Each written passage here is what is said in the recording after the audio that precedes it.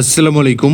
আজকেই 2026 সালের আমাদের এসএসসি পরীক্ষার বাংলা দ্বিতীয় পত্র পরীক্ষাটি শেষ হলো এবং সেখানেই সরাসরি শিক্ষা বোর্ড থেকে অথবা শিক্ষার বোর্ডের পক্ষ থেকে একটা নতুন জারি প্রজ্ঞাপন করা হয়েছে এবং যেখানে আমাদের এমসিকিউ মাত্র 6টি হলে পাশের ঘোষণা করা হয়েছে সরাসরি।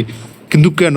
মূলত লোডশেডিংয়ের কারণে কিন্তু এমন সিদ্ধান্ত নেওয়া হয়েছে। সিদ্ধান্তটি আপনার কেমন লাগলো এবং সে বিষয়ে বিস্তারিত কিন্তু এই ভিডিওতে আলোচনা করব। কিভাবে কি আপনারা এই পাশের বিষয়টি সেটা অবশ্যই ভিডিওতে জানতে পারবেন। মূলত বন্ধুরা, এবছরে আমাদের যে এমসিকিউর খাতাটি সেটা কিন্তু সরাসরি আমাদের কম্পিউটার বা মেশিনের মাধ্যমে দেখা হবে, যে কারণে যে কয়টি এমসিকিউ পাবে সে কিন্তু সে মার্কটি পাওয়ার কথা।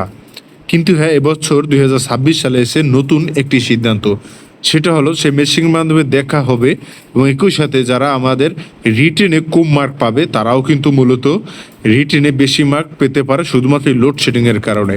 কারণ লোডশেডিংয়ের কারণে কিন্তু শিক্ষার্থীরা ঠিকমতো পড়তে পারেনি, যে কারণে তাদের এমসিকিউর সাথে রিটেনে এই মার্কটি যোগ হয়ে তারা কিন্তু সরাসরি পাশে এগোতে পারে।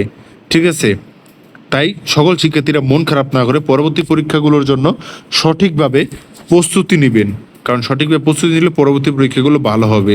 আজকে বাংলা দ্বিতীয় পত্রতে আশা করা যায় সবাই পাস করবে। ধন্যবাদ জানিয়ে আজকের এই ভিডিওটি আমি এখানেই শেষ করব।